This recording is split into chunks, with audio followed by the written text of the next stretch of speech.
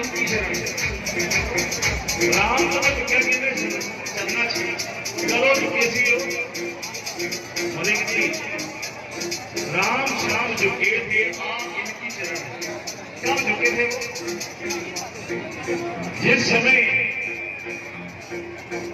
दो नन्हे मुन्ने बालकों ने राजा राम की सारी सेना मुश्किल कर दी और उस समय सीता माता की फरियाद पर राम के बीच में सारे मुश्किल हो गए और राजा राम के बीच में कोई मुश्किल हो गए।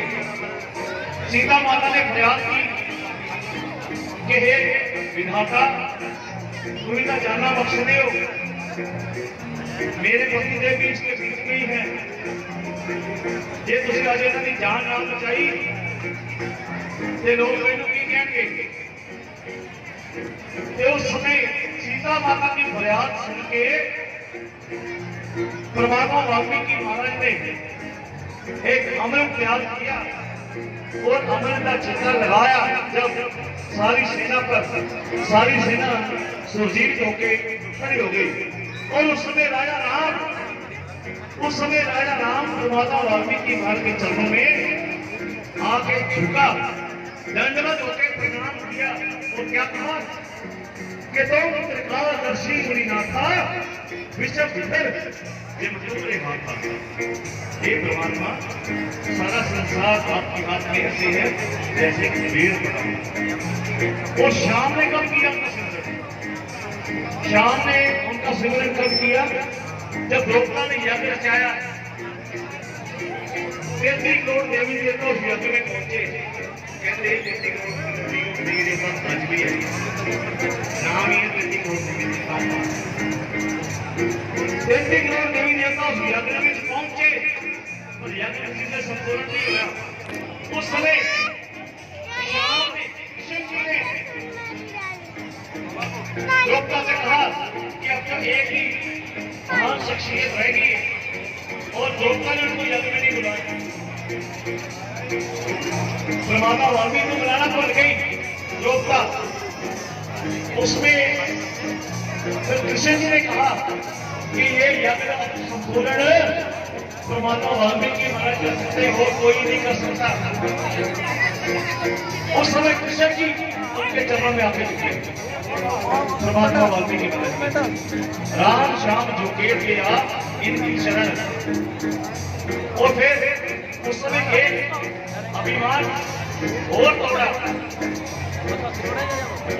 परमात्मा वाल्मीकि को बुलाने के लिए भीम को भेजा गया। भीम जिसका नाम भीम था और उसके अंदर इतनी ताकत थी कि इतिहास पढ़ो उसने घोड़े समेत देख लिए बुखार खा के वापस नहीं आए, ऊपर ही रह गए, हाथी ऊपर फेंक ली, इतनी ताकत उसके अंदर। तो उस समय भीम को भेजा गया।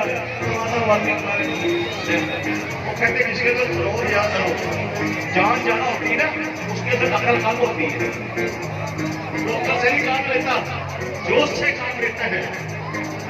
तो उस समय परमात्मा के जब पास गया तो कहने लग गया चलो गुरुजी आप तो यज्ञ संचलन करना है और वहां पर चलो जल्दी करो। ऐसे क्योंकि जिसके अंदर ताकत ज्यादा होती है उसको बोलने की तमीज भी थोड़ी कम होती है। तो उस समय परमात्मा वाल्मीकि महाराज ने कहा कि बेटा क्रोध इतना हो जा मेरा कमंडल चल के ध्यान कर से। और जब वो कमंडल उठाने गया तो वो कमंडल के साथ जो उठा रहे उससे कमंडल नहीं उठाया गया। उस समय उसका भी अभिमान तोड़ा कि तेरे वर्गे बहुत है। तो उस समय परमात्मा वाल्मीकि महाराज ने उनके आके चरणों में गिरा भीम, गुरुदेव मुझे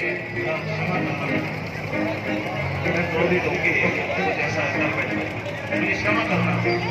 द्रौपदी ने जब यज्ञ रचाया सब सबको बुलाया, द्रौपदी ने जब यज्ञ रचाया सब सबको बुलाया।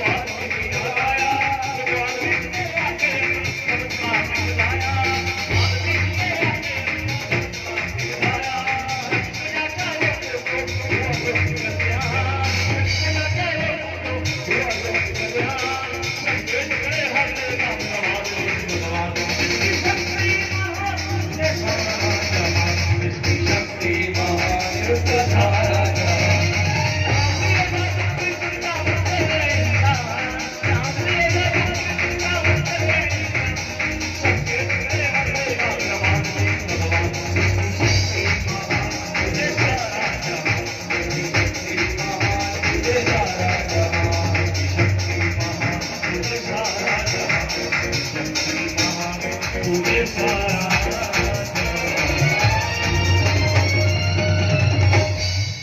उस समय परमात्मा वाल्मीकि महाराज जब उस यज्ञ में आए, उन्होंने क्या किया, जो 36 प्रकार का भोजन बनाया हुआ था वो सारा मिक्स करके जब भोग लगाया तो शंख की तरफ बढ़ने लगे। शंख अपने आप बोलने लग गया, आदि वाल्मीकाय नमो नमः, आदि वाल्मीकाय नमो नमः। तो बोले चारों तरफ परमात्मा वाल्मीकि नाम की जयकार होने लगी। वो जब तभी संपूर्ण होता जब शंख बजना था, शंख एक से जब बजा, ये परमात्मा वाल्मीकि महाराज का इतिहास है। जो बोले सो निर्भय, जो खाना नहीं खा, जेड़े जेड़े खाना नहीं खा रहे वो ना बोल रहे हो, जो बोले सो निर्भय करता वाल्मीकि महाराज की जय। क्योंकि यहाँ कुछ ऐसे बैठे हैं कि जिनकी बिल्कुल समझ नहीं, आज के बैठे हैं, आज के नहीं बैठे। यहाँ पर कुछ ऐसे बैठे हैं जिनको बिल्कुल समझ नहीं, वहां कुछ ऐसे बैठे हैं जिनको बिल्कुल समझ नहीं। जो बोले सो निर्भय, क्योंकि कई मेरे वाले ठीक है कि साटी वाली करवाई गई ऐसे भी उठे जाएंगे, टाइम काफी हो गया। जो बोले सो निर्भय, एक दिन खाना नहीं खाए कोई गल नहीं, 9 नराते गए होने, 9 दिन भूखे रह सकते तो एक दिन नहीं रह सकते। जो बोले सो निर्भय आज की रेलवे कमेटी के